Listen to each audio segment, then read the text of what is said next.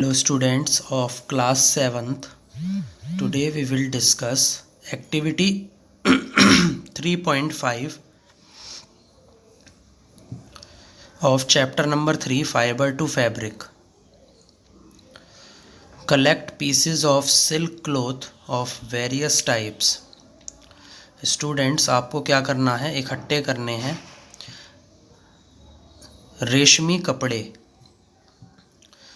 रेशमी कपड़ों के टुकड़े जो कि अलग अलग प्रकार के होते हैं and paste them in your scrap book. और आपको उन्हें कहाँ पर चिपकाना है, अपनी स्क्रैप बुक के अंदर। You can find them in a tailor's shop. आप उनको कहाँ पर पाएंगे, दर्जी की दुकान पर। Among the heap of waste cut pieces, जो कि कहाँ पर पड़े हुए होंगे, जो कटे हुए टुकड़े जो खराब हो चुके हैं उसके ढेर में आपको मिलेंगे।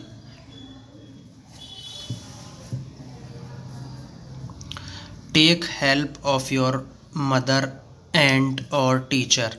आप अपनी मदर, अपनी एंट और अपनी टीचर की क्या ले सकते हैं, मदद ले सकते हैं। And identify the types of silk, और पहचान सकते हैं अलग अलग प्रकार के रेशम, जैसे कि मैलबरी silk, तासर silk, eri silk and Moga silk. तो ये हमने स्टूडेंट्स पिछली वीडियो के अंदर डिस्कस करा था कि there are 4 types of silk that is produced around the world, and the names of these silk are Malbary silk, Tasar silk, Eri silk and Moga silk. Compare the texture of these silk with that of the artificial silk pieces. तो students, अब आपको क्या करना है, इनकी जो बनावट है, इन रेशमों की जो बनावटें हैं उनकी तुलना करनी है with that of a artificial silk pieces. किनसे? जो बनावटी रेशम के टुकड़े होते हैं उनसे। विच कंटेन सिंथेटिक फाइबर, और उसके अंदर क्या पाए जाते हैं, बनावटी रेशे यानी कि synthetic fibres. Try and collect pictures of different moths. आपको स्टूडेंट्स कोशिश करनी है और इकट्ठी करनी है तस्वीरें अलग अलग मोथ्स की, जिनके कैटरपिलर्स प्रोवाइड करते हैं, देते हैं the various types of silk, अलग अलग प्रकार की रेशम। तो आपको उनकी तस्वीरें इकट्ठी करनी है और आपको कोशिश करनी है उनको इकट्ठा करने में।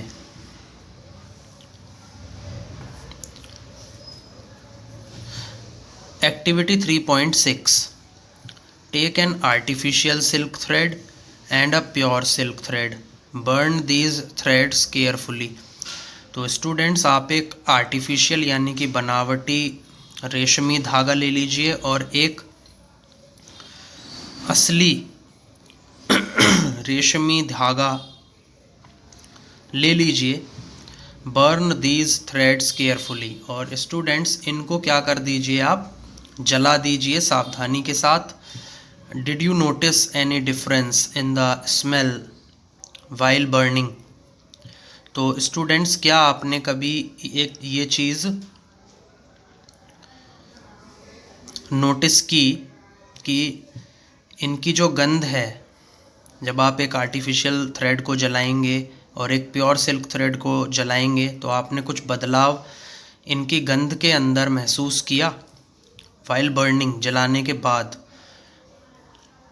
तो स्टूडेंट्स, पहले तो मैं आपको ये जो डिफरेंस है इसके बारे में बताऊंगा कि जब भी कोई फैब्रिक है और वो किसका बना हुआ है, प्योर सिल्क का बना हुआ है, तो उसकी जो स्मेल होगी वो बिल्कुल वैसी ही होगी जैसे आपके जो बाल हैं, जब अगर आप अपने बालों को जला दो, जो गंध उनसे आती है, ऐसी सेम गंध उस फैब्रिक से आएगी जो कि नेचुरल सिल्क या प्योर सिल्क का बना हुआ होगा। दूसरी चीज़ स्टूडेंट्स कि ए fabric which Burns gives a smell of burning paper is an artificial silk. Artificial silk को आप कैसे आइडेंटिफाई करेंगे कि जब भी आप किसी फैब्रिक को जलाते हैं तो उसकी जो गंध है बिल्कुल वैसी ही आती है जैसे कि कागज़ के जलने के बाद आती है। अगर आप किसी कागज़ को जला दो, जो गंध उससे आपको मिलती है वही सेम गंध उस फैब्रिक से आती है जो कि आर्टिफिशियल सिल्क से बना हुआ होता है। Did now burn a woollen fibre carefully. अब आप क्या करिए स्टूडेंट्स, एक ऊनी धागे को, ऊनी रेशे को सावधानी से जलाइए। Did it smell like burning of artificial silk. क्या स्टूडेंट्स वो जलने के बाद वैसी ही गंध देगा जैसे आर्टिफिशियल सिल्क से आती है या फिर प्योर सिल्क से आती है? तो ये क्वेश्चन है।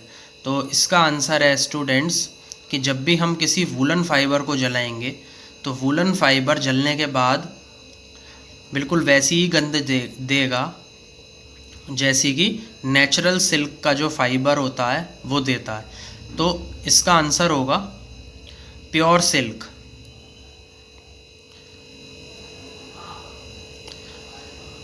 वूलन फाइबर और प्योर सिल्क दोनों की जलने के बाद जो स्मेल आती है वो बर्निंग हेयर, जैसे जब आपके बाल जल जाते हैं तो जैसी स्मेल उसमें से आती है ऐसी सेम इन दोनों सिल्क में से आती है। तो इसका आंसर होगा students pure silk. Can you explain why? तो इसका आंसर है students a fabric which Burns giving a smell of burning here is a natural silk और प्योर सिल्क।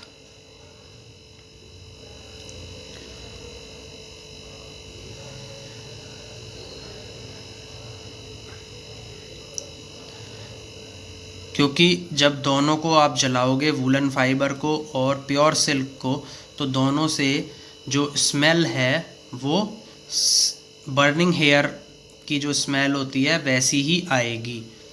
तो इसका आंसर है pure silk. To remember when the cocoon stage is reached in the life history of the silk moth, try the following activity. आपको याद होगा students, जब cocoon stage पहुंचती है किसी भी रेशमी पतंगे के जीवन इतिहास में, ट्राई द फॉलोइंग एक्टिविटी। तो आप इस एक्टिविटी को क्या कर सकते हैं, ट्राई कर सकते हैं। Activity 3.7 photocopy figure 3.9।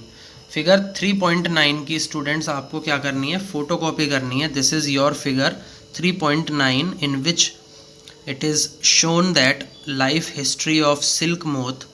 Here is adult silk moths, male and female. In C part it is eggs on mulberry leaves.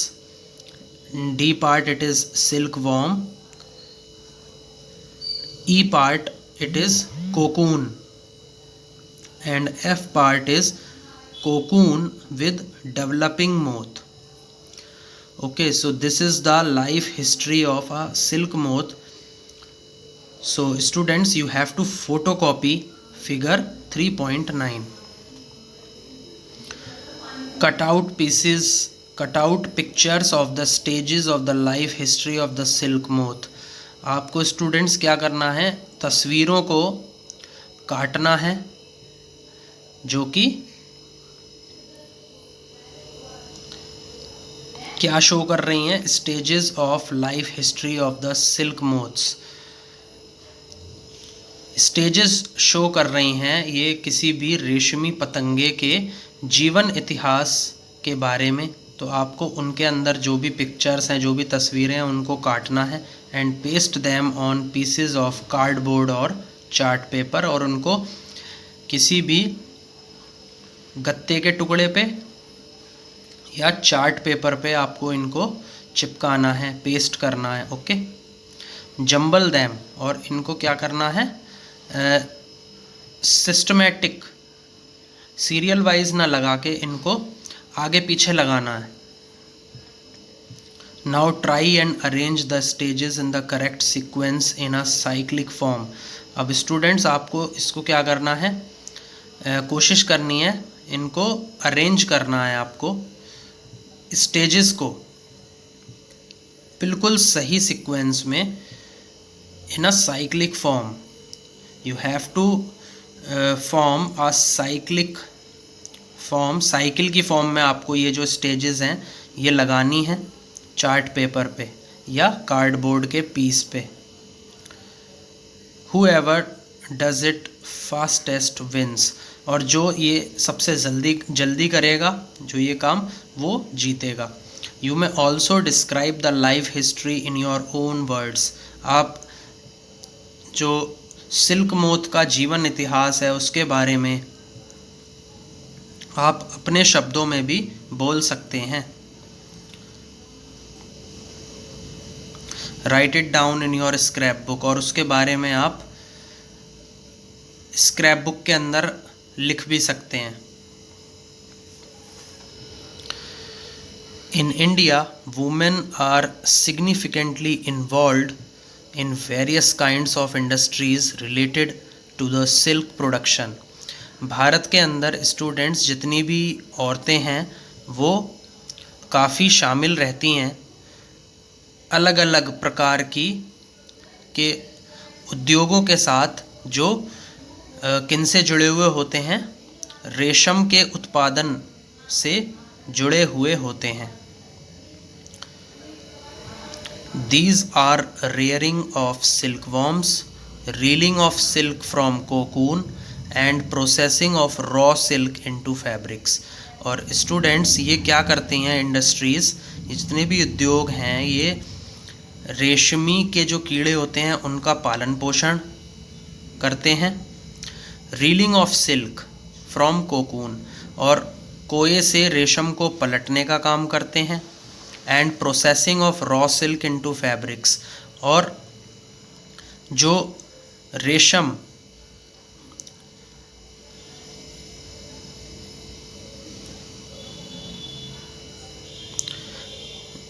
जो कच्ची रेशम होती है उसको कपड़े में बनाने का काम करते हैं।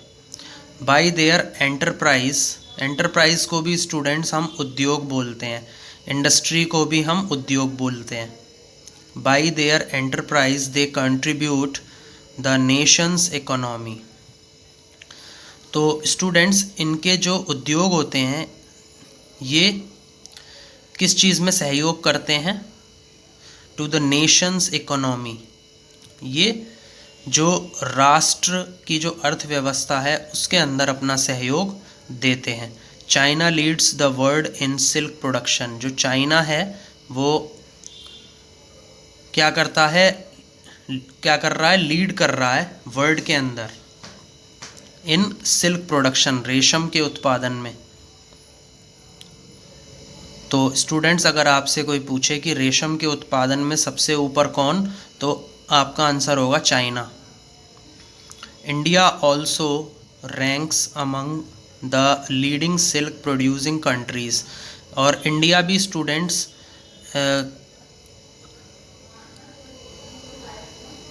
इस लिस्ट के अंदर ऊपर ही आती है जो रेशम का उत्पादन करती हैं। जो देश रेशम का उत्पादन करते हैं उसके अंदर इंडिया भी ऊपर वाली रैंक्स में ही आती है। सो स्टूडेंट्स आई थिंक आपको मेरा वीडियो अच्छा लगा होगा। Please like, share and subscribe my video. Okay, thanks, good luck.